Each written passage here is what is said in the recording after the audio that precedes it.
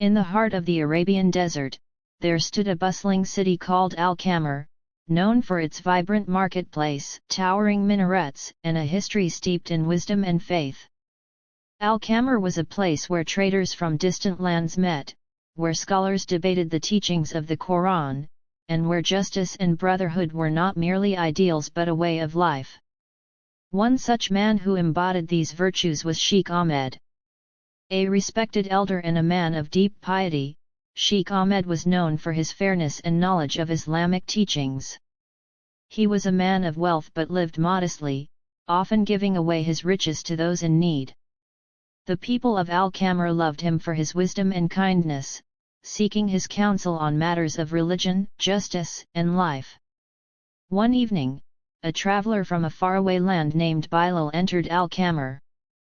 Bilal was weary from his long journey, his clothes worn, and his eyes heavy with the weight of hardship. As he wandered through the marketplace in search of food and shelter, he was met with the cold stares of merchants and passers-by. His foreign appearance and tired demeanor made him an outcast in this strange city. As the sun set, Bilal found himself at the steps of the Grand Mosque, where Sheikh Ahmed often gave his evening sermon.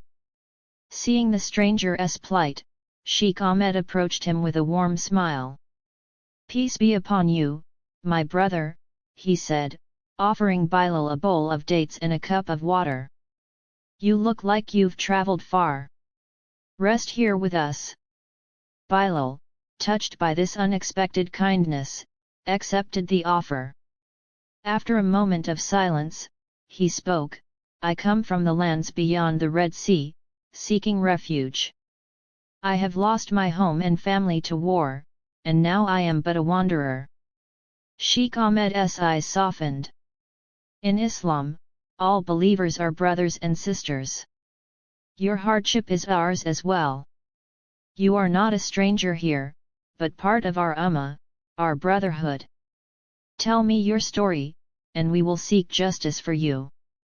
Over the next few days, Bilal shared his tale of woe with Sheikh Ahmed.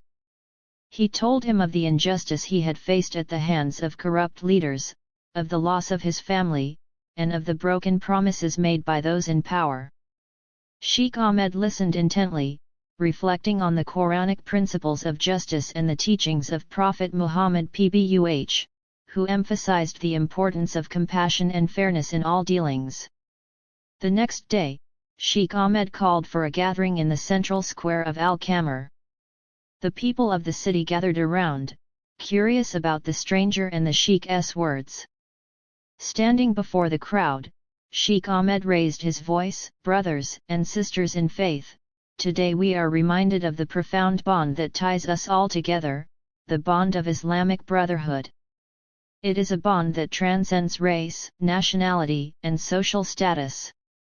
It is a bond that calls for justice, for mercy, and for solidarity in the face of oppression." He continued, "Our brother Bilal here has come to us seeking refuge, seeking justice. And as Allah commands in the Quran, we are to stand for justice, even if it be against ourselves or our loved ones. We cannot turn a blind eye to the suffering of our fellow Muslims, nor can we ignore the injustices that plague our world." Moved by the Sheikh's words, the people of Al-Qamar began to offer their support to Bilal. Some offered him a place to stay, others gave him food, and soon, the entire city had rallied around him. The merchants who had once ignored him now welcomed him into their shops, and the children who had stared at him in curiosity now played with him in the streets. However, Sheikh Ahmed knew that true justice required more than just kindness. He sought to address the root of Bilal's suffering. Over the next few weeks, he gathered a council of wise men and scholars to investigate the events in Bilal's homeland. They discovered that the corrupt leaders who had driven Bilal from his home were known for their tyranny, exploiting the poor and enriching themselves at the expense of their people. With the help of the council, Sheikh Ahmed sent envoys to the distant land, calling for accountability and justice in accordance with Islamic principles. The leaders, fearing the growing influence of Al-Qamar and its righteous sheikh, were forced to step down, and the people of Bilal's homeland were freed from their oppressive rule. When the news reached Al-Qamar, there was great celebration. Bilal, though grateful for the kindness he had received in Al-Qamar, chose to return to his homeland to help rebuild his community. Before he left, he approached Sheikh Ahmed and said, "You have not only given me shelter and food, but you have restored my faith in justice and in the Brotherhood of Islam. May Allah reward you for your efforts." Sheikh Ahmed smiled and embraced him. "It was not I who restored your faith, but Allah, who teaches us that we are all one Ummah. It is our duty to stand together, to fight for justice, and to uphold the bonds of brotherhood." And so, Bilal returned to his homeland, carrying with him the lessons of justice and Islamic brotherhood that he had learned in Al-Qamar. The city itself continued to thrive, becoming a beacon of fairness and unity for all who sought refuge and justice. In the end, it was not just the words of Sheikh Ahmed that transformed lives, but the collective effort of the people who understood the true meaning of Islamic brotherhood, to be one in faith, to stand against injustice, and to see every believer as part of the same family, bound by the eternal values of justice, mercy, and compassion. Moral of the story.